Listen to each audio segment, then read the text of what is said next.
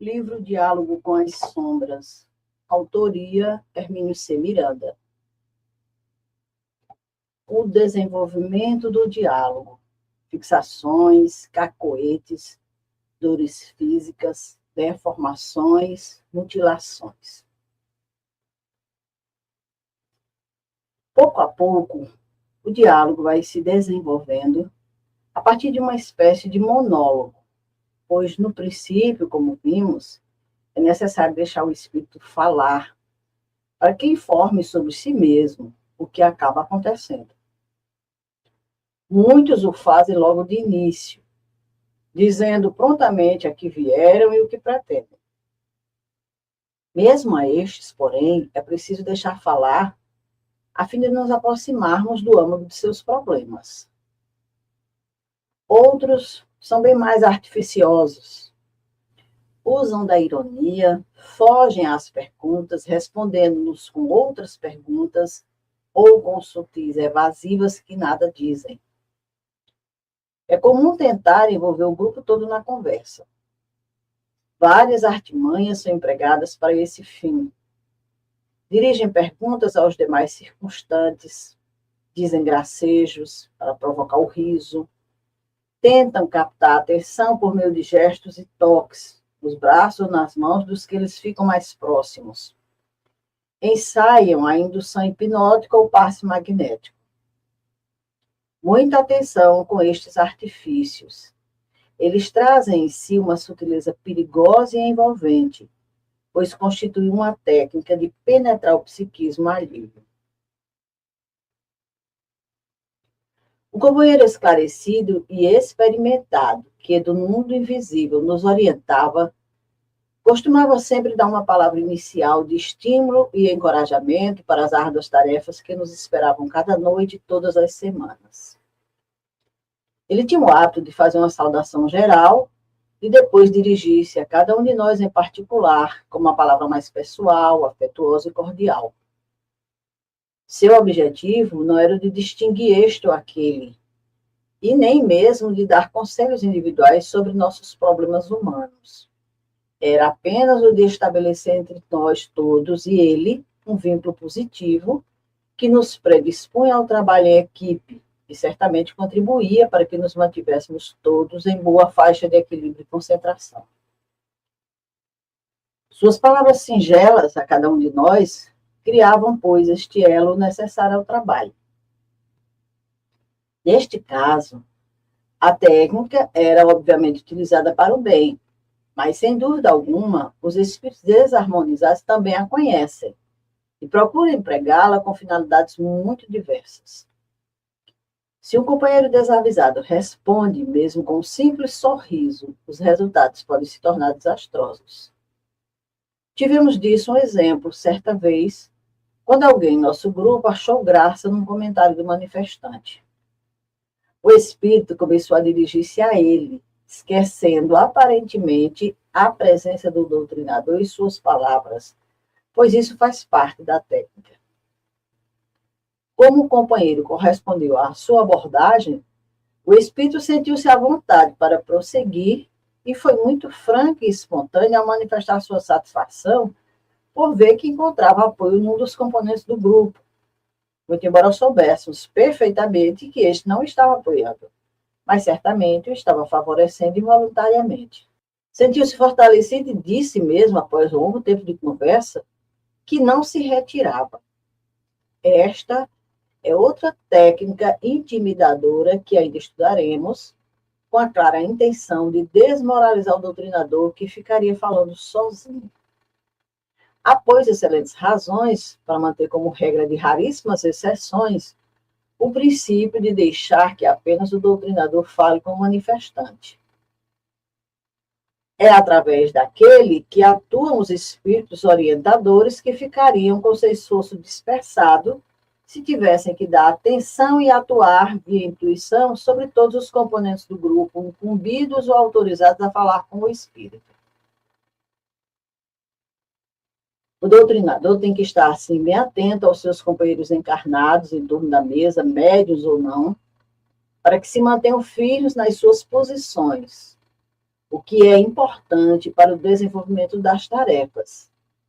Estes companheiros não devem fechar-se na indiferença quanto ao que se passa, pois emprestam seu apoio vibratório silencioso ao doutrinador, mas não devem cometer o engano de se envolver na conversa a ponto de, mesmo mentalmente, interferir no difícil diálogo que o doutrinador está tentando estabelecer para perscrutar o arcabouço psicológico e moral do seu interlocutor invisível. Às vezes, os circunstantes encarnados, não bem afinados afetivamente com o doutrinador, podem produzir perigosos fatores de desagregação no grupo, se persistirem em acompanhar mentalmente a doutrinação com um senso crítico imprudente, imaginando o que diriam em tais circunstâncias. Os espíritos manifestantes têm frequentemente condições de captar o pensamento, e, se o fizerem, certamente tirarão partido da discrepância, mesmo que ela fique manifesta. Por isso, tanto se insiste na importância da fraternidade, entendimento e compreensão entre todos os componentes do grupo encarnado. Não que o doutrinador seja infalível, perfeito, nem que esteja sempre certo e com a razão, mas ele precisará do apoio e da compreensão de seus companheiros, ainda que tenha falhado. E, com frequência, ele falha mesmo, porque o terreno em que pisamos no trato com esses irmãos desarvorados é difícil, imprevisível e traiçoeiro. Dessa forma, alguém que não possa concordar com os métodos empregados pelo doutrinador, a ponto de tornar-se criticamente negativo, deve afastar-se do grupo. É possível, claro, que ele esteja certo e o doutrinador errado, mas é melhor excluir-se do que permanecer no grupo como um ponto de atrito oculto que mina o trabalho. Se não pode ajudar, que pelo menos não acarrete maiores dificuldades. Se ele estiver certo na maneira de apreciar o trabalho do doutrinador e este não possui mesmo condições para a sua tarefa, as coisas encaminhar-se-ão para um desfecho natural. Se apenas critica e discorda em razão de distorções de sua própria psicologia, então nada tem a contribuir de bom para o grupo e poderá acarretar-lhe considerável dano. Lembremos, pois, a validade da regra que recomenda que apenas o doutrinador fale como espírito manifestante. É comum que este procure burlar a norma, tentando arrastar outros membros do grupo ao debate. Convém a eles a generalização da conversa, que afasta o doutrinador e o coloca mais ou menos à margem, uma técnica muito sutil de desmoralização. Sob condições especiais, no entanto, é possível que ocorra a necessidade ou a conveniência de alguém mais falar. Pode ser, por exemplo, que alguém no grupo tenha qualquer problema pessoal com o espírito manifestante e se sinta fortemente impelido a dizer-lhe uma palavra de conciliação, fazer-lhe um pedido de perdão, um gesto de fraternidade mais objetivo, além do pensamento. Também pode acontecer que o espírito manifestante sinta real necessidade de uma palavra direta com alguém presente que, por amá-lo particularmente, pode ajudar a despertá-lo com a emoção de uma voz que há muito não ouve ou com um gesto que se lembre com saudade. Em casos assim, o doutrinador julgará segundo sua intuição ou a instrução dos mentores, permitindo que essa pessoa fale ao espírito. Claro que, mesmo assim, deve continuar atento, seguindo com extremo cuidado o diálogo, para retomá-lo quando julgar necessário, porque cabe a ele a responsabilidade por esse aspecto da tarefa. É ele quem está preparado para ela, em vista de suas ligações com os companheiros espirituais, através dos dispositivos especiais a que nos referimos alhures neste livro. Fora desses casos, que insistimos em qualificar de excepcionais, deve prevalecer a regra do silêncio e da sustentação psicológica aos médiuns e ao doutrinador. Outra norma subsidiária. Os circunstantes, como componentes encarnados do grupo, vigiem bem seus pensamentos. Mantenham-se atentos ao diálogo, mas não se envolvam nele, nem mesmo por palavras inarticuladas, ou seja, apenas pensadas. Enquanto isso se passa, a conversa prossegue.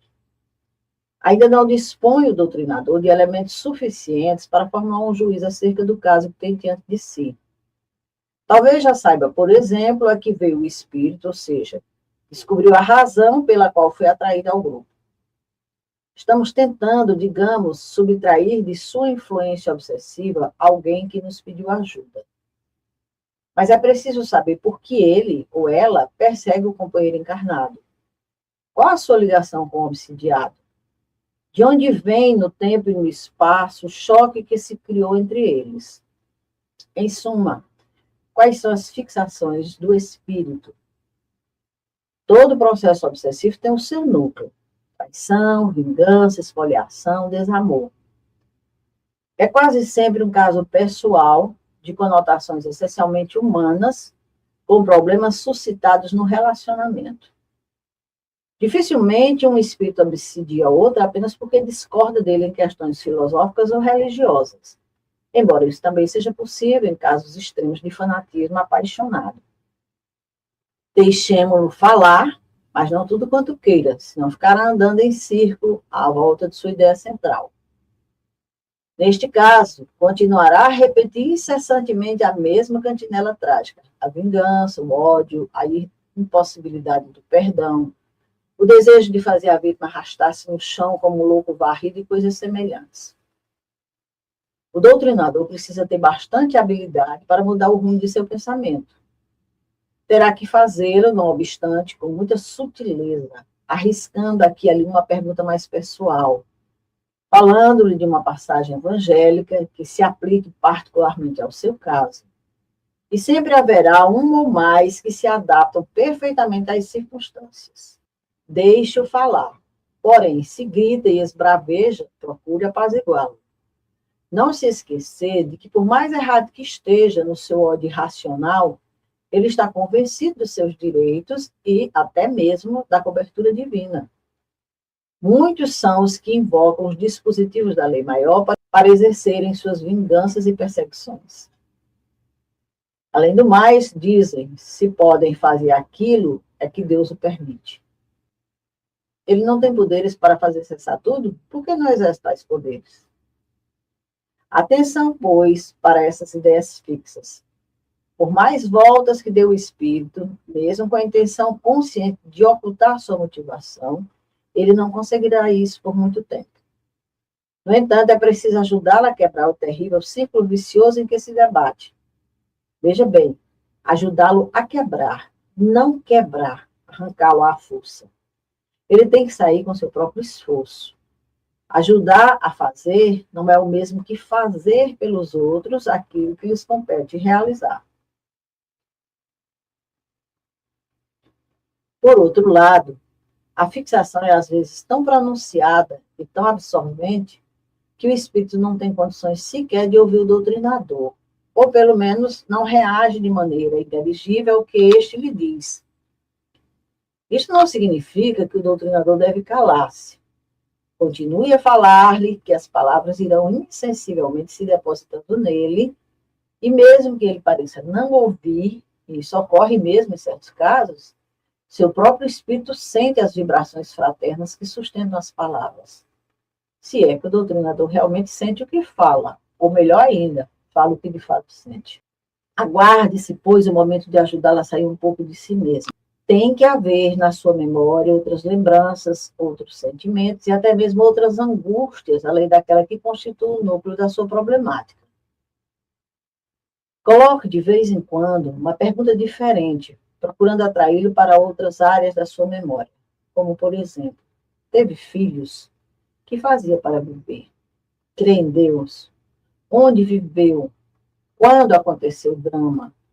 Tem notícias de amigos e parentes daquela época? É claro, porém, que essas perguntas não devem ser desfechadas numa espécie de bombardeio de interrogatório. Ninguém gosta de submeter-se a devassas íntimas. Com frequência, os manifestantes reagem perguntando se estão sendo forçados a processos inquisitoriais.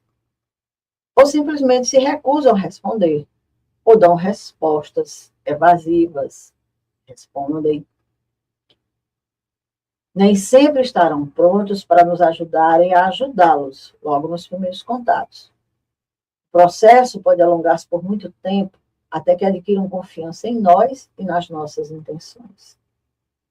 O objetivo das perguntas não é, obviamente, o de satisfazer uma curiosidade malsã, e, por isso, devem limitar-se a conduzir a conversação, fornecendo-lhe pontos de apoio sobre os quais ela possa expandir-se, a fim de afastar o pensamento do comunicante, ainda que temporariamente, do núcleo central que o bloqueia e o impede até mesmo de buscar sair daquele círculo de fogo e lágrimas em que se encerrou inadvertidamente. Não nos esqueçamos, porém, de que espontaneamente ele não sairá, não porque não queira, mas porque não sabe. Sua vingança é a própria razão de ser de sua vida. Como vai entregá-la a alguém, a um desconhecido bisbilhoteiro como doutrinador, a troco de uma realidade penosa, que é aquele momento patético em que ele descobre que a causa da sua dor está em si mesmo e não na pessoa que ele persegue e odeia? Além das fixações penosas, os espíritos conturbados costumam apresentar cacoetes, sob a forma de trejeitos e contrações, ou ainda mutilações e deformações perispirituais. É certo que tudo isso está ligado ao problema interior que os atormenta. Já tivemos a oportunidade de observar esses pormenores, aparentemente irrelevantes, de muitas maneiras e sob variadas condições. Vamos a alguns exemplos. Citei a Lourdes neste livro o episódio do pobre irmão que tinha um braço paralisado. Notei que durante o diálogo ele não movimentava aquele membro. O que seria? No momento em que me pareceu oportuno, sem precipitação, perguntei-lhe o que havia com o seu braço. Ele não quis dizer. Ou provavelmente nem saberia conscientemente a razão, porque costuma funcionar nestes casos um mecanismo de defesa que parece construir uma barricada às nossas costas, para levar-nos a um conveniente esquecimento do passado. Simplesmente esquecemos das causas que nos levaram àquela situação para poder fixar-nos no objeto do ódio e da vingança. Não sei ao certo se ele sabia a razão da paralisia de seu braço. Se sabia, tentava ignorá-la. Quando me propus a curá-lo por meio de passes, ele recusou, sem muita convicção, dizendo que se ficasse curado seria apenas para ter mais um braço para empunhar o chicote. Mesmo assim, levantei-me, orei e dei-lhe passes ao longo do braço imobilizado. E vi logo que ele reagia, sentindo o impacto dos fluidos que o alcançavam. E realmente ficou bom, voltando a movimentar o braço. Só então, ao que parece, foi possível liberar o seu mecanismo de censura. E ele se lembrou da cena de um passado distante, quando sacrificou a punhal a esposa e os filhos, que ele acreditava não fossem seus, pois achava que ela o havia traído. Exposto o âmago do problema, seu drama resolveu-se. Outro sentia ainda a dor aguda de uma lança que o penetrara há séculos, quando terminou uma existência de inconcebíveis desatinos. Continuava preso ao local onde exercia um poder discricionário, ao ouvir os comentários de visitantes e turistas sobre suas próprias atrocidades. Um terceiro tinha a voz rouca. Seria um antigo câncer e quase inaudível. Sua cura, por meio de passes, levou-o a um reexame bem menos apaixonado da figura de seu doutrinador, que ele chamara até de porco. Outro companheiro desorientado conservava feia cicatriz sobre o olho direito, porque ela lhe dava uma aparência terrível que atemorizava aqueles a quem ele queria perseguir e afligir. Em uma oportunidade, tivemos também um caso intensamente dramático de um pobre sofredor guilhotinado na França durante a Revolução. Desde então, segundo apuramos em seguida, trazia a cabeça destacada do corpo na mão direita, segura pelos cabelos. O diálogo inicial foi difícil, pois convicto de que estava sem a cabeça, ele não tinha condições de falar. A custo, porém, o fui convencendo de que ele podia falar através do médium. Vivia apavorado ante a ideia de perder de vista a cabeça e nunca mais recuperá-la. Enquanto a tivesse ali à mão, mesmo decepada, alimentava a esperança de repô-la no lugar. Isso foi possível fazer com a graça de Deus. Oramos e lhe demos passes. Subitamente ele sentiu que a cabeça voltara à sua posição correta. Louco de alegria, ele apalpava-se e só sabia repetir: ela está aqui, ela está aqui. E conferia com a ponta dos dedos toda a anatomia facial e craniana. Os olhos, o nariz, a boca, as orelhas, estava tudo lá. E dizia: posso falar, estou falando. Queria saber quem fizera o milagre de colar a cabeça novamente no lugar próprio. Quanto ao que lhe acontecera, não acreditava que Deus o tivesse feito para castigá-lo, pois Deus não permitiria que um homem andasse sem cabeça por tanto tempo. Levo-o cautelosamente para uma introspecção, tentando fazer que ele encontre em si mesmo a razão do seu espantoso sofrimento. Explico-lhe que vivemos muitas existências, embora as esqueçamos. Em algumas de suas vidas anteriores, ele encontraria a explicação. Provavelmente, digo-lhe, você andou também cortando a cabeça de alguém. É verdade isso. Ele se lembra agora que eram infiéis a Jeová e depois de condenados, ele os executava. Reviu até a fila de espera.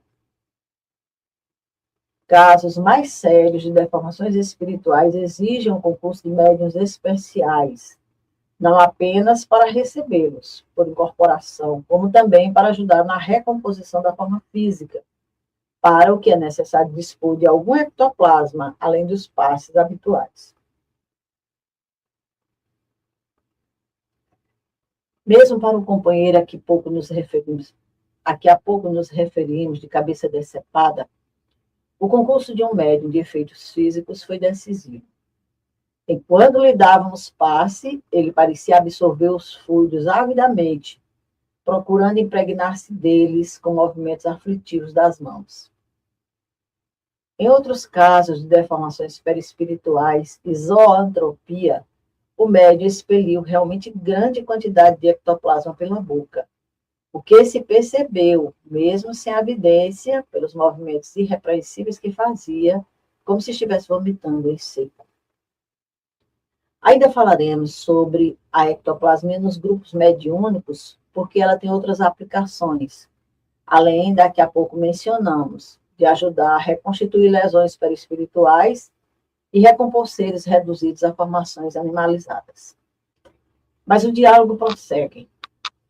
Suponhamos já ter sido possível identificar o núcleo principal do problema.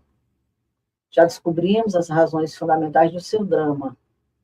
Não obstante, muito falta ainda para dissolver e dispersar aquele núcleo doloroso. Mesmo com tudo isso presente à sua consciência, ele ainda insiste em racionalizar seu jeito o quadro que se lhe apresenta. Continua a submetê-lo ao seu próprio juízo e a invocar o seu direito à cobrança. Já discutimos alguns aspectos teóricos desta questão. Teoricamente, sim, ele pode cobrar. Não que tenha um direito assegurado nos códigos divinos, porque a ideia de direito implicaria talvez a da impunidade. Não sei se os juristas que me leem concordam com isto, mas parece que não podemos ser punidos por exercer uma ação que o direito nos assegura. É claro que não fala aqui do direito humano, em perfeita imitação dos conceitos superiores do direito cósmico, do qual conhecemos as primeiras letras. Creio que, se Deus me assegurasse o direito de cobrar impunemente pela vingança uma falta cometida contra mim, sua lei não teria sido muito melhor do que a nossa. Não obstante, tanto numa como noutra, existe a ideia básica da reparação. A sociedade humana tenta a reparação pelos caminhos da punição, a divina pela regeneração. O criminoso terreno deve pagar pelo que fez, independentemente do que acontece com aquele a quem ele prejudicou. A lei humana não toma conhecimento da sobrevivência do espírito. A lei divina pede do ser, através de sua própria consciência, que ele se recomponha perante a sua vítima. Ante a lei humana, a prisão ou a indenização redime o criminoso. A lei divina vai adiante e lhe pede a reconciliação, mesmo que em face dos códigos terrenos ele esteja quite. Por outro lado, a lei humana não leva em conta o fato de que o homem sofre justamente aquilo que está nos seus compromissos kármicos, respondendo por desatentos cometidos. E se não colocamos um ponto final nessa espiral de horrores, ela continuará a abrir-se para baixo e para o futuro, cada vez mais dolorosa e ampla. Dessa forma, não haveria direito líquido e certo de cobrarmos nós mesmos as faltas cometidas contra nós, pois que direito é esse que reabre o ciclo da culpa e nos obriga a pagar aquilo que consideramos simples reparação?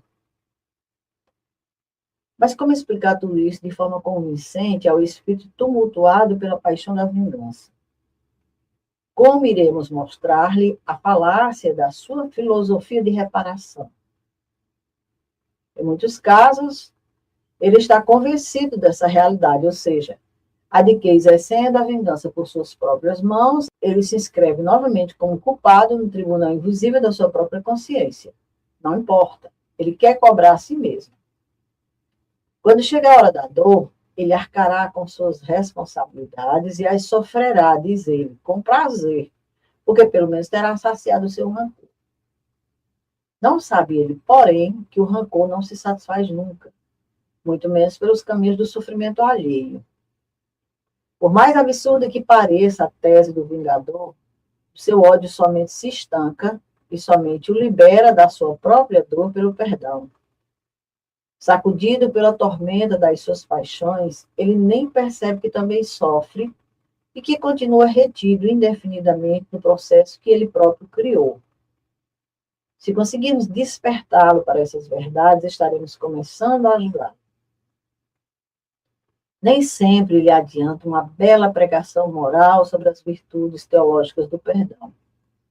Ele não se mostrará sensível ao apelo enquanto não se convencer de que isso é uma realidade irresistível que o arrasta pessoalmente. Às vezes, basta uma pergunta bem colocada no momento oportuno.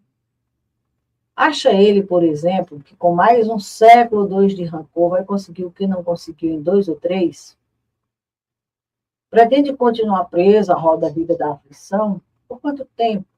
Não está cansado? Não deseja experimentar ao menos um pouco de paz?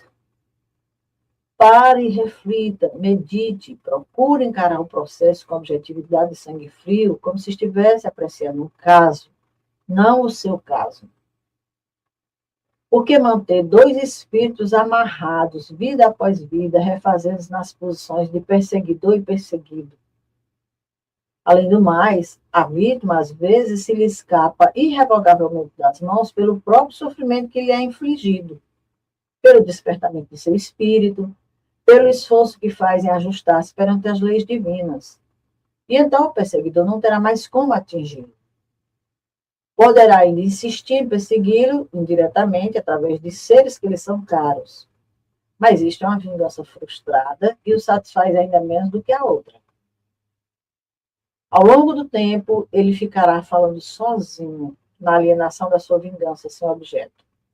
Um dia despertará, afinal, para retomar sua caminhada. E por que esperar tantos desenganos? Se esse dia pode ser hoje, agora?